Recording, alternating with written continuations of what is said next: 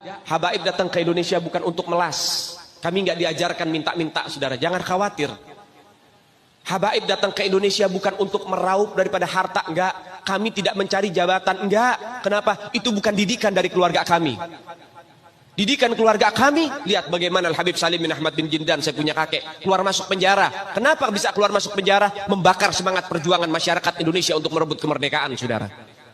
Al-Habib Ali bin Abdurrahman Al-Habsyi Kuitang, beliau yang memfatwakan ketika tanggal 17 Agustus Soekarno membacakan teks proklamasi mendeklarasi daripada kemerdekaan Indonesia. Beliau di hari Jumat itu, ba'da Jumat beliau fatwakan, sekarang saya fatwakan setiap tanggal 17 Agustus wajib pasang bendera merah putih di rumah-rumah kalian. Siapa yang nyuruh? Itu fatwa Habib Ali bin Abdurrahman Al-Habsyi Kuitang.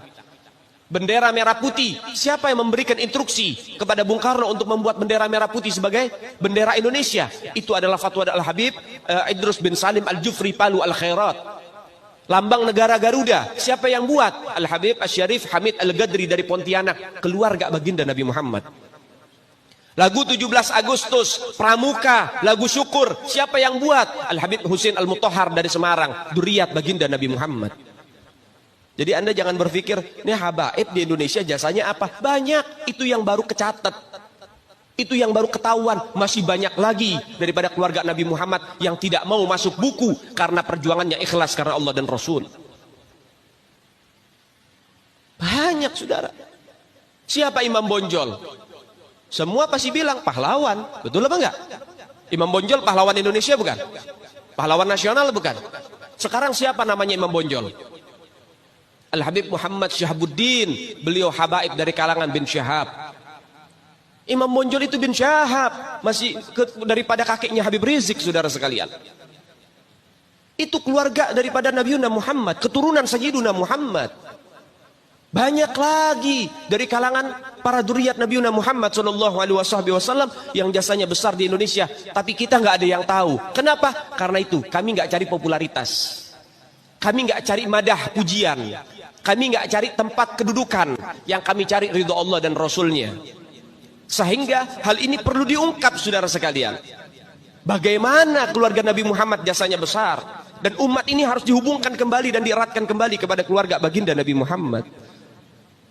Ini akhir zaman, kita semua melihat kok bagaimana gencar-gencarnya di media sosial apa upaya untuk supaya memisahkan umat Islam dengan keluarga baginda Nabi Muhammad.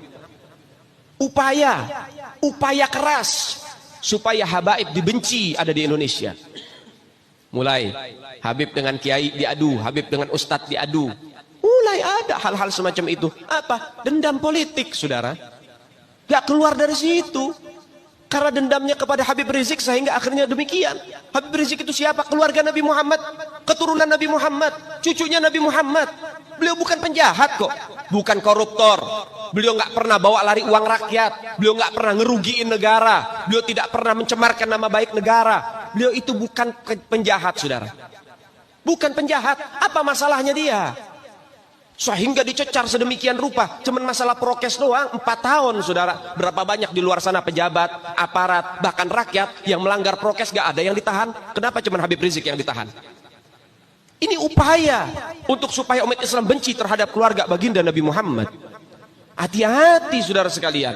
Nabi bilang, man mata ala bugdi ahlul bait mata yahudian atau nasranian. Siapa orang yang mati membawa benci kepada keluarga baginda Nabi Muhammad, dipastikan mati dalam keadaan Yahudi ataupun Nasrani, atau dalam bahasa daripada sederhananya mati dalam keadaan murtad.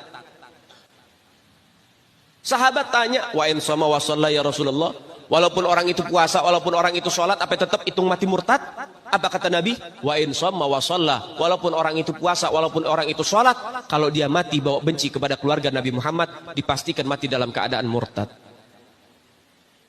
Ini Nabi yang punya mau, bukan kita habaib. Dan seharusnya yang membahas masalah fadailul ahlul bait, keutamaan para habaib, bukan dari mulut saya, bukan dari mulut Habib Khalid, wala Habib yang lain, bukan. Tapi daripada mulut para guru-guru kita. Mereka yang lebih punya kewajiban untuk membahas masalah ini ke umat, saudara. Kenapa? Supaya tidak ada fitnah.